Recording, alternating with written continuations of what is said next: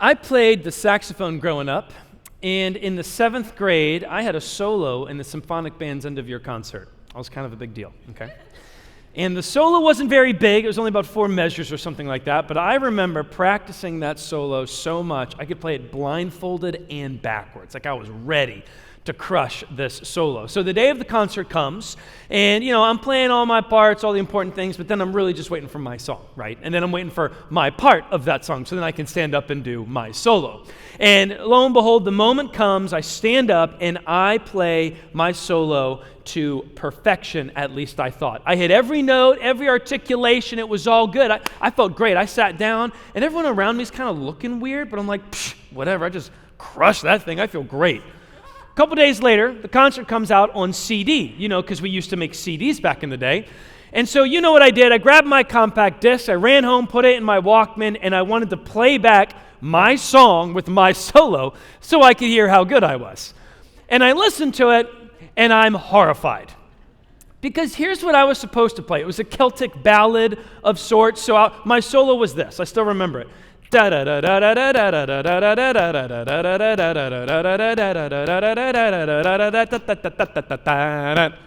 was like, man, that's good. I still remember it.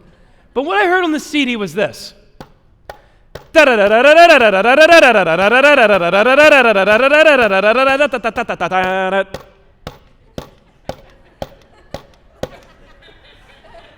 It was awful.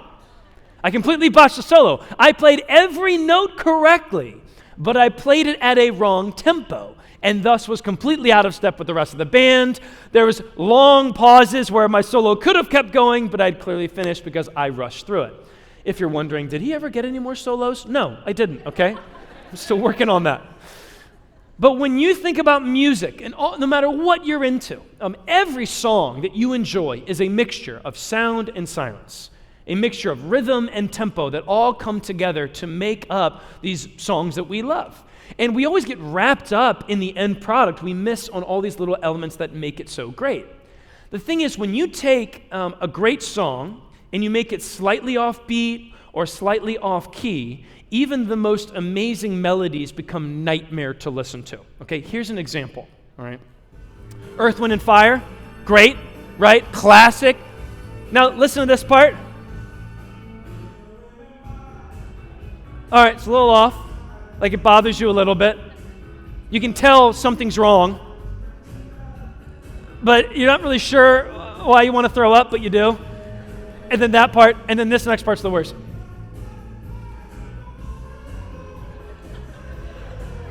Something's wrong, right? You can tell something's wrong. All right, turn it off. Okay. If you could hear anxiety, this is what it would sound like. Like, we cringe when we're forced to listen to this for more than 0.2 seconds, which, by the way, I found out there are entire playlists on YouTube of people who enjoy ruining songs like this and making it offbeat. If you're wondering about my YouTube algorithm, yes, it's wild. There's some very strange recommendations that come because I searched for that. But when you listen to music, if something is off like that, it's disturbing. When the movement or the melody of a song gets off from the tempo or rhythm it's supposed to have, it just becomes painful. And as we dive into week 2 of our series, Reset, about becoming a non-anxious presence in a restless world, I want to suggest that the chaos that we felt while listening to that song, and the reason that song was so off, is the best representation we have of what's causing you and I to live with the anxiety many of us are facing today. In the last week alone, we've gotten a lot of responses from people about this series, people realizing that they have a problem, but they don't know what to do with it. And if you weren't here, we did a hurry sickness exam where we all went through the 10 symptoms of hurry sickness and were exposed with the reality that many of us are dealing with hurry and numbing and irritability and all these things. I mean, over the last week alone, we had someone from another state reach out to us, say, help, I have hurry sickness. I'm in med school, and I don't think I could physically stop work if I wanted to. Like, they just feel so trapped in the cycle of med school. They're like, how can I get out of this?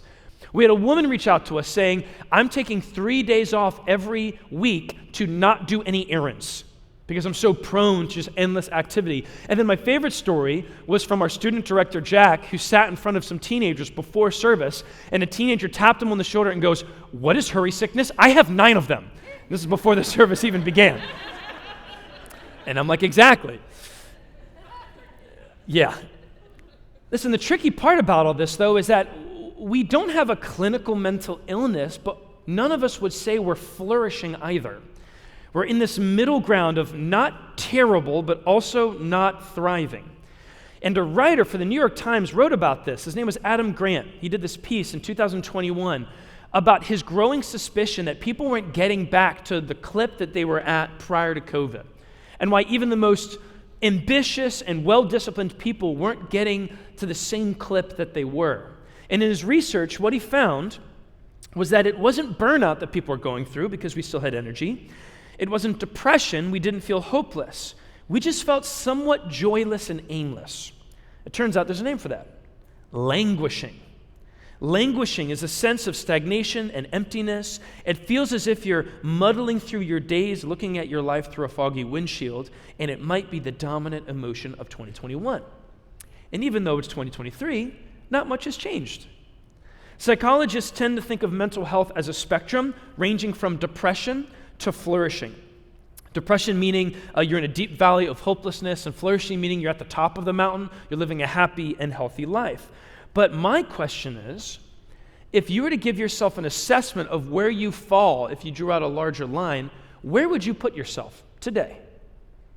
Surely some of us are going to be at one of the extremes here, but I think the vast majority of us would put ourselves in this middle ground, the languish zone. If you, in your time with God this week, don't really know how to have quiet time with God or what to pray or what to reflect on, I'd encourage you to even just do this in a journal. Between the extremes of depression and flourishing, where do I fall when it comes to my own mental health? Last week, from the hurry sickness exam many of us took, the evidence suggests we are restless, irritable, numb, and prone to escapism. We're languishing, according to the language of Adam Grant. He goes on, languishing is the neglected middle child of mental health. It's the void between depression and flourishing, the absence of well-being. You don't have symptoms of mental illness, but you're not the picture of mental health either. It appears to be more common than major depression, and in some ways, it may be a bigger risk for mental illness. This languishing we feel is evidence that something is off. And it's why our anxiety doesn't keep us from living, but it does keep us from flourishing. And when this languishing collides with our digital age, it results in a culture-wide crisis of emotional unwellness and spiritual decay. We are in desperate need of a reset. So as a reminder, if you have not yet gotten to do this, we have this tool we made online called the Reset Assessment to help you look back, look within, and look forward. It could be a tool to help you reflect on the languishing that you feel in your bones. So far, over 336 people have gone through it. It takes time. For me, it took over an hour, but it's a great tool if you want to dive into this a little bit further. But the big question with all this, the things that are off rhythm in our lives and the languishing that we feel, the question is there a practice from the life and teachings of Jesus to mitigate against our chronic restlessness? The good news for you and me is the answer is yes. And that answer is the Sabbath. This isn't a super common word that you hear out in the world, but it comes from the Hebrew word Shabbat, and it means to stop. In the Bible, the Sabbath refers to God's command to commit a whole day, once a week, to stop. Stop worrying, stop wanting, stop working, to stop and simply be with God and enjoy creation. It's one of the 10 Commandments, but it goes back even further than that. The first book of the Bible, Genesis 1, says, "In the beginning, God created the heavens and the earth." But after 6 days of hard work to get the universe up and running, in chapter 2, it says, "On the seventh day, God finished his work of creation, so he rested from all his work. And God blessed the seventh day and declared it holy, because it was the day when he rested from all his work of creation." Now, God is independent of time and space and matter and the limitations of creation. So God himself is not tired here. He doesn't take a break because he needs a rest. He takes a break because he created humanity and he wanted to spend time with them. And so even the institution, the introduction of the Sabbath is relational, not a ritual. God built a day of rest into the very DNA of creation itself, and it continued throughout the story of the Bible. In ancient times, the Sabbath was a huge deal to the Jewish people. It's one of the 10 Commandments, and it's number 4 on the list. And if you balk at the Ten Commandments or just have some energy around that, just know the Ten Commandments were given by God to the Israelites after he liberated them from slavery. So the Ten Commandments are God's instruction on how to operate in your freedom the best way possible. It's his instructions to his free people on how to live out their freedom. And the Sabbath, according to God, was the fourth most important thing to go on the list. He says, love God. Number 2, don't worship other gods. Number 3, don't take my name in vain. And then number 4, remember to observe the Sabbath by keeping it holy. You have 6 days each week for your ordinary work, but the 7th day is a Sabbath day of rest dedicated to the Lord your God. On that day, no one in your household may do any work. He called his people to this rhythm and a tempo of working 6 days and then resting for 1. Over time, though, this invitation to live out their freedom well turned from being something that produced freedom to something that produced restriction. The ancient Jewish people really made the Sabbath all about rules and regulations. The Sabbath was supposed to be a day to stop working and rest and delight in life, but it became all about what you couldn't do instead of what you got to experience. They developed 39 categories of work that prohibited what they could do, ranging from pushing to carrying to washing to planting and more. And that's why to this day, even some practicing Jews around the world have things like Sabbath elevators that stop on every single floor, so no Jew has to push a button to get to their floor because that would violate the Sabbath. It's overwhelming to keep track of. And that was the understanding of the Sabbath in the ancient world until Jesus shows up. In 2 biographies of his life, in the book of Mark and the book of Luke, Jesus is shown taking a stroll with his disciples on a Saturday, which was the Sabbath, and in the middle of the story, Jesus gets into trouble for how he is honoring the day. It says in Luke 6, one Sabbath day, as Jesus was walking through some grain fields, his disciples broke off the heads of grain, rubbed the husks in their hands, and then ate the grain. But some Pharisees said, "Why are you breaking the law by harvesting grain on the Sabbath?" Then Jesus quotes the Old Testament back to them to defend his actions, and then he drops this bomb on them. The Sabbath was made to meet the needs of people, and not people to meet the requirements of the Sabbath.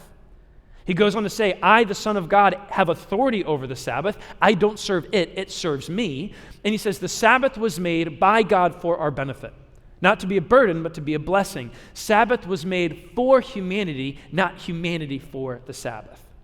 And this was a massive paradigm shift for the Jewish people. Because he's saying this day of rest is a command to stop working, to cease from even your chores that you do, but it's not about doing this to prove yourself to God, it's about doing something to receive from God, to receive a gift from him. Jesus teaches the Sabbath is a command from God on how to best live out your freedom. God knew that his people, without the Sabbath, would run themselves into the ground and put their identity in what they can accomplish and how much they can accumulate. So he gave us this gift to protect us from ourselves. And just in short, it's a call to take one day a week, and it doesn't have to be a Saturday or Sunday, to live in faithfulness to God by stopping your work, by stopping your running and your erranding and all those things, and enjoy God and the world he created. The Sabbath is a limit that God gives us to produce life. It's a limit that produces life. And in the creation story, we even see God blesses 3 things in Genesis. He blesses animals, he blesses people, and then he blesses the 7th day of rest, which seems like an odd mixture. Like, okay, animals, people, and then a day.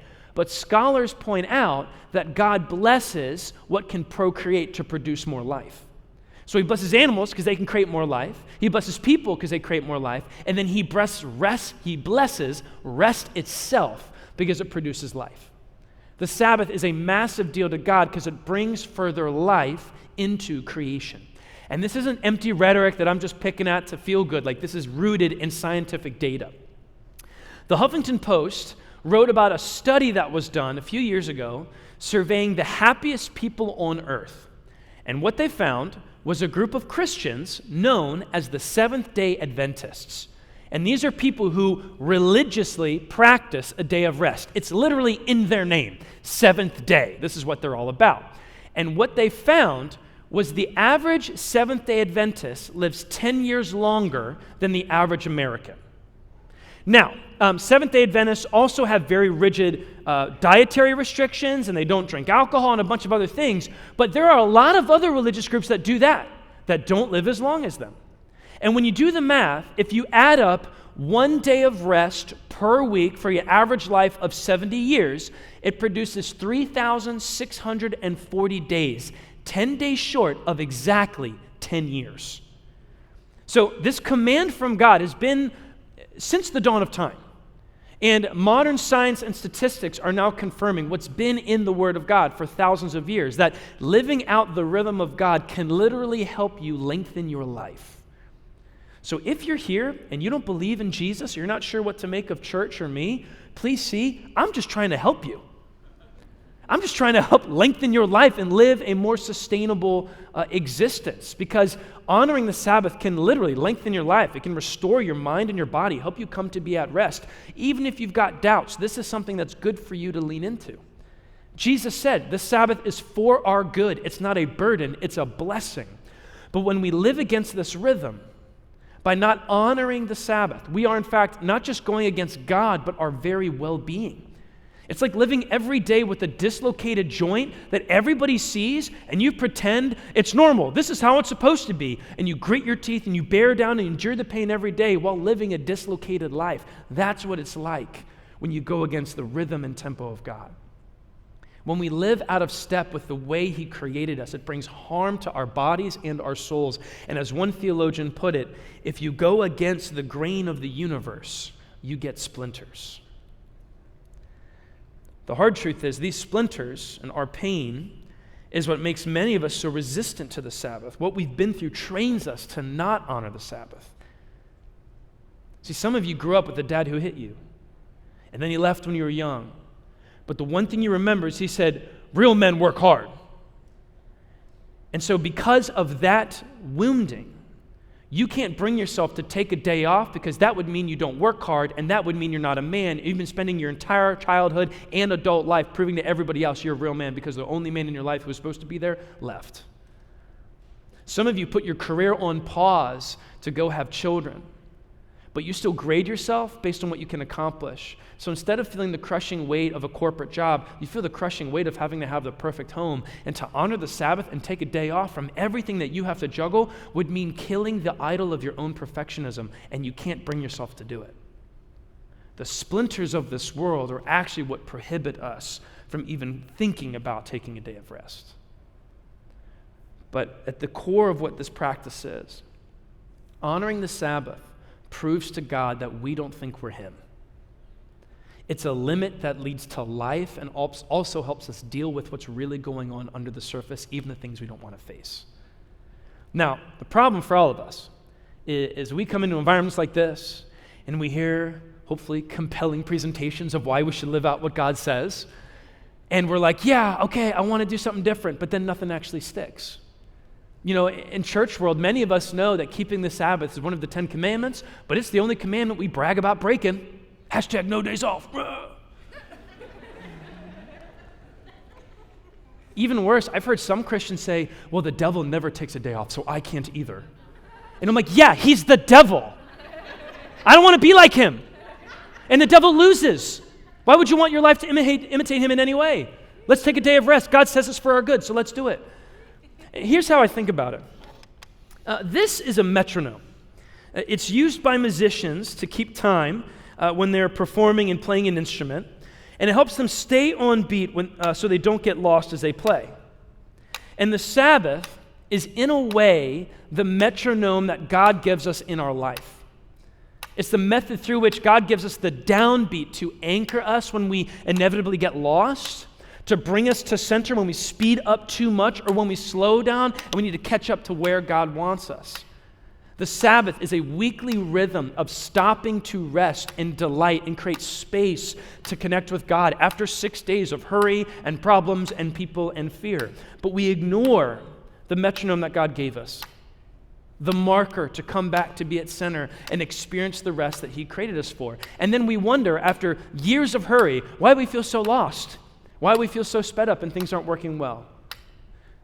You may not know him, but the man behind the music at Mosaic is this guy named Tyler Bish. Give it up for Tyler. He's the man. Tyler is pretty much on stage every single week, lurking in the shadows, playing any number of the instruments that we have in our band, because he literally plays everything. But my favorite is when Tyler plays the drums, because he's an animal on the drums. And what you don't know is when Tyler or our band plays on Sundays, they actually have a metronome that keeps them together when they play. It's called the click. Here's what they hear. So as you and I are like getting after it and singing praises to God and reflecting, this is what they're hearing while they play their instruments. And they do this because it helps them stay together, helps them stay anchored and in the flow of working together to put something together that helps us all connect with God. But Tyler will tell you a strong musician gets to the point where he doesn't even need the click, where she may not need to hear this much because she's so with the metronome embedded into the way that he or she are performing. And so they can deviate from this, but they are still anchored in it. So Tyler, show us an example.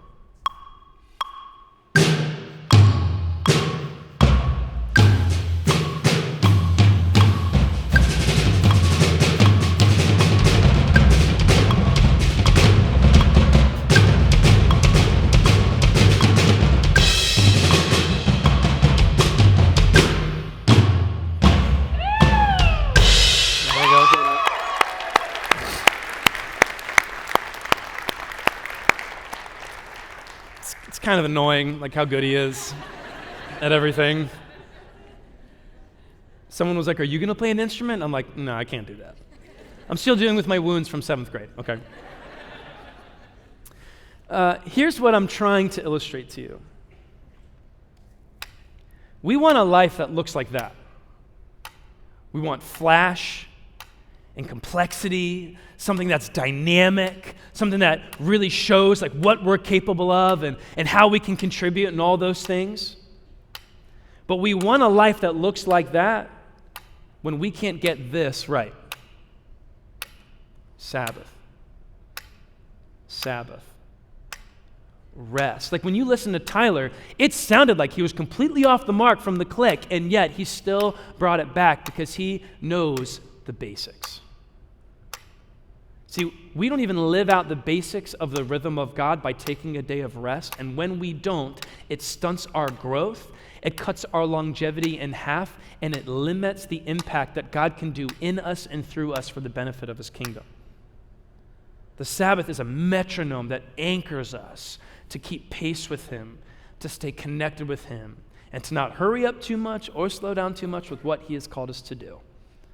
If we want to get out of the languishing that's become all too common, we must take on the temple of God, to practice and prioritize the Sabbath and live in His rhythm. Sabbath is more than a day. It is a way of being in our world. It's not about catching up on rest for a single day. It's about cultivating a rhythm of rest for our entire lives. And then learning how to operate within that rest no matter what day it is, because we know we're never more than a few days away of entering back into it again and experiencing the gift that God hardwired in creation and within us. One theologian put it this way: people who Sabbath live all 7 days differently. The Sabbath restores us in our soul. It reforms us to become more like Jesus. And so to end, I want to end in the nitty-gritty of how we can actually do this in 2023. And I know that you are a working mom. I know that you are in college. I know you work like restaurant hours that are all unpredictable and crazy. I know some of you love serving at this church, but sometimes it's intense and kind of feels like work. How do you do? I'm going to give you principles that then you can bring to God to process and figure out how do you honor this call on the Sabbath within the unique tensions you navigate, knowing that I can't speak to every single one. But again, even if you don't follow Jesus, I am up here doing my job, telling you to take a break from your job. I want to encourage you to try out the Sabbath. And listen, you've already done the weird part of showing up at a church. So if you don't follow Christ, take that next step to take a rest and take a break for yourself the way that God wired you to. So when I talk about the Sabbath, all I'm referring to is a 12 to 24 hour chunk of time where you devote it to rest and creating space for your soul, and maybe, just maybe, living at this tempo and seeing the good that it produces when you're in step with God. I call these the 4 P's of practicing the Sabbath. If you're taking notes, these might be good to jot down. Number 1, pause. At its core, Sabbath means to stop. So the first thing we must courageously do is pause from work completely. No emails, no Slack, no notifications, no phone calls. And obviously there are moments when there's a crisis and you got to, put the ball back where it needs to be or solve the project or whatever. But let's be honest. We live as if everything professionally is an emergency when most of it isn't. The Sabbath should be a day with a slowed down posture. It's a day where you train yourself to resist the tyranny of the urgent. When I was younger and I would go on vacation, people would be like, what was the best part of vacation? And I would talk about the beach or like the pool or like this cool restaurant we went to. But I don't know about you, the older I get, when people are like, what's the best part about vacation? I say, not working. That's it. I'm not working, baby. This is great. And that's what the Sabbath should be. The best part is not working. Even unpaid work, like doing chores or some errands, you're putting those aside to delight in good food and good company and a good God, playing with your kids or watching sports with a cold beer or something, whatever you like. A question to consider, if you really want to grow in this, which I hope you do, is if I watched your Sabbath on mute, would I be able to tell that day is any different? Would I be able to tell that something has been set apart for this day because you live at a different pace and with a different posture? Now, I know some of you are sick, and you really like cleaning and organizing. There's something wrong with you, and the idea of cleaning on your day off actually brings you joy. You are allowed to do this. This isn't about legalism. Jesus would say, do what fills your soul. But before you go clean dishes and declutter and do all these things, let me ask you this one question, or challenge. Make sure that your love for decluttering and cleaning is actually restoring your soul and not rooted in some wounding where you're obsessed with being a workaholic or a perfectionist. Make sure that there's not a wound there calling the shots, making you feel like you're not enough if things are messy, when in fact, God says, no, you are enough just as you are, and meet me in this. When we honor the Sabbath, we don't pause because all the work is done. We pause to remind ourselves that even though the work isn't done, God is still in control. And you can run from the Sabbath all you want and say, oh, I don't need that, but the Sabbath will catch you, and it's called burnout. So let's take the easier road, the more pleasant road of practicing the Sabbath before it's too late and living in tempo with God. Number 2, after you pause, number 2 is play. The Sabbath should be a day of delight, where you get to enjoy the fun things of creation. Your Sabbath should be fun. The way my wife and I think about it is in the middle of the week, we start thinking about what do we need to have on the calendar on our Sabbath that makes us want to pause more than the immediate gratification that comes from social media and hurry and mindless TV and all that stuff? What helps me prioritize the pause so I can better connect with God? I asked some of our staff, like, hey, what do you do? Because we teach the Sabbath all the time on our team, and here are a couple things that they said. One said, my husband makes fancy breakfast in bed with crepes and eggs Benedict. And I was like, dang, I want to go there. That sounds nice. She said, I go to bed excited for the Sabbath because of the fancy breakfast. It forces me to pause. It's like a governor on the speed of my normal life. Another staff member said, we do waffles for breakfast and all caps, no laundry. For me, I watch European soccer with my kids in the morning. I try to make a cortado or a latte. I try to hit golf balls in the afternoon or get in a lift if I missed one throughout the week. And then when I can, I try to get out my smoker grill and put way too much salt and way too much sugar and way too much barbecue sauce on some meat and just enjoy good food. That's what I like to do on my Sabbath. And real quick, let me talk to the dads. I 100% want you to get a day off, all right? But don't come to me and say, oh yeah, I'm gone half the day, and then you leave your wife or the woman who's raising your children out in the cold and she doesn't get any time. Like, make sure the baby mama gets time to herself as well, all right? Thank you. Like, I know that means you're going to have to handle the kids solo for a while, for a few hours, but the Sabbath doesn't mean you can lock your kids in the closet and have them watch Bluey all day and forget about parenting. I wish that's what I could do. But it means in order for both of us to have a mutual day of enjoyment, I have to have the kids by myself for a while so my wife can have a moment of rest as well. So again, I don't want to get an email about conflict where like, my husband's gone every day for 7 hours golfing. That's not what I'm talking about, all right? Make sure you're on the same team. But do something fun. Your Sabbath should be fun. Number 3, praise. You got to pause, you got to play, and you got to praise. Eugene Peterson, famous pastor, very influential the last 50 years, he had a phrase for when we take the Sabbath but leave God behind. He called it bastard Sabbath. He said it was the illegitimate child of the seventh day of rest in Western culture where we take a break from our job and catch up on work and see a movie and go shopping or go into the city, but we never take a moment to mark the day as holy and thank the giver for the gifts that we experience. The invitation of the Sabbath is to rest and to worship. So we must ensure that our day of rest includes pockets of praise.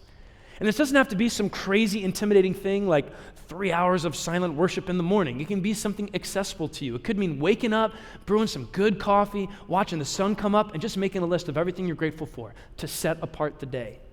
It could mean praying out loud with your spouse or with your fiance in the morning and then at night to seal the day and know that God's going to meet you in the middle of it. It could mean doing something you love like mountain biking, but taking a moment to just pause and soak it up and thank God.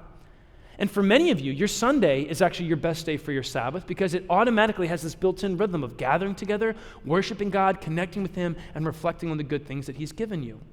It's built into the purpose of the church. When I was a journalist, Sunday was my Sabbath, where I would pause and play and praise and delight in what God had given me. Now Sundays are my job, so I take Saturday as my Sabbath. But the Sabbath is a form of resistance against the pull to live a godless life. So as you prioritize this day of rest, make sure you include pockets of praise so this doesn't just become some sort of shallow version of it. In other religions, God is bound to a geography a lot of the time. You know, in Islam, you're called to go to Mecca as a geographical location to be near to God. And in Buddhism, you're actually called to get out of your body and be transcendent and just kind of get into this ethereal space so you can connect with God. But the scandal of Christianity is that we don't have to go somewhere to get to God. God came to us. The scandal of following Jesus is that the God of the universe drew Himself into the confines of a human body, died on the cross for our sin, and conquered the grave, proving He could be trusted once and for all. And because of Him, we could experience eternal life, not just fire insurance when we die, but a fruitful life in union with God starting today. And if you've never made a decision to follow Jesus, check the baptism box on your connection card. If that's something you're ready to do, we'll call you this week about what does it mean to walk with Him. You could be one of the 6 people so far who have made a decision to follow Jesus. We have 4 baptisms at the end of the service, y'all, which is awesome, by the way. It's great. Pumped for you.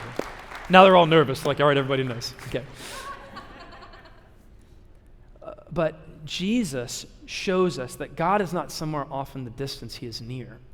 If you put your faith in Him, Scripture says His Spirit is within you. And when I think about the Sabbath, I just think of like this picture of God waiting for you in this day of rest. He's not far off at some distant location to go to. He's there with you on the porch or at the gym or in the trail by your house or on your comfy couch, just waiting to give you that rest, to help you receive His grace and that sustainable tempo He's called you to. We must build pockets of praise in our day of rest. Now, lastly, we have to prep. While the ancient Jewish people missed God's heart about Sabbath being about freedom, they did not miss the fact that you had to prepare in order to take a Sabbath. Fridays were known as the day of preparation in Hebrew culture because in order to go 24 hours without working, you got to do some work to make up for the fact you're not going to be working. I mean, do any of you have jobs where like you submit PTO, then you have to work twice as hard just to get a week off? You know, it's annoying. It's like, okay, to get away, I have to work twice as hard. This doesn't feel right. But in a way, it's kind of like that if you really are going to take a step back from all the errands, all the work, all the hurry that demands for your attention. And while this is last on our list, it's actually the first thing you need to run after if you want to honor the Sabbath. You must prepare to have a day of rest. Hebrews 4 writes this, "So there is a special rest." Scholars even insert a phrase, Sabbath rest, as a little subpoint. There is the special rest still waiting for the people of God.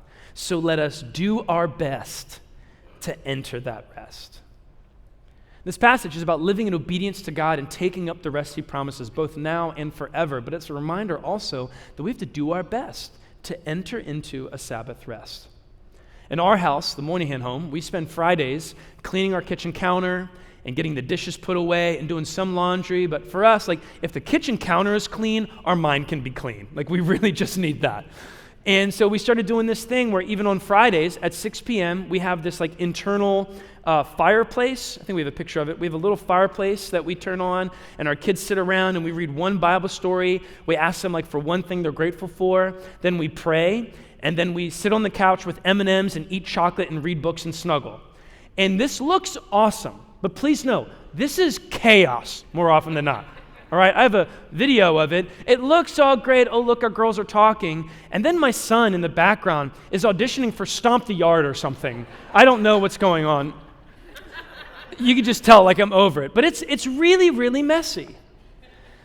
But we do this to train our hearts and bodies to do our best to enter into the rest of the Sabbath. And our family's been practicing the Sabbath for years.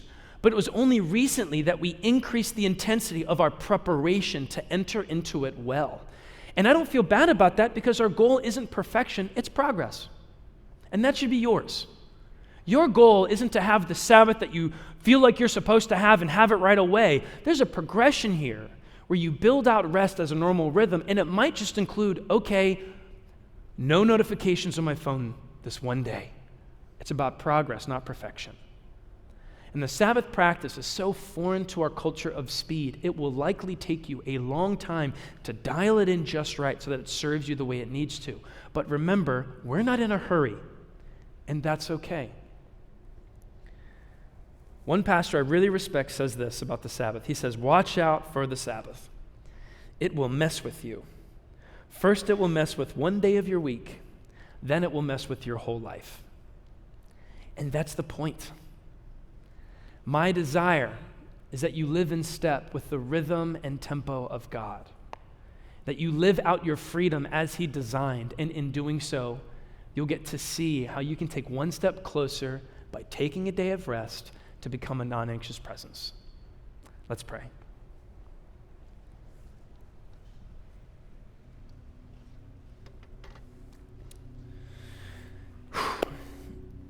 God, I confess to you and to this church I love that I am very prone to activity and speed and accomplishment and performance and phone addiction and just wanting to fill every waking moment of my life with something that's either fun or productive. And for years and years and years, I thought the Sabbath was just for super religious people or some luxury that I couldn't afford. But God, you have convinced me with your patience to me and with the fruit that has been born out of this practice in my life and with my marriage and with my children and in my work, that God, you can do more with just 6 days than I can do with all 7. So God, give us the courage to consider this invitation to enter into the rest you wired within us. And from that, we grow. We become a non-anxious presence that then speaks to the hurry and speed of the world, not from our own strength, but out of the abundance of your presence and goodness and rest that you give us. Help us do that, Lord. It's an ongoing process, but help us encourage one another in that work. In your name I pray. Amen.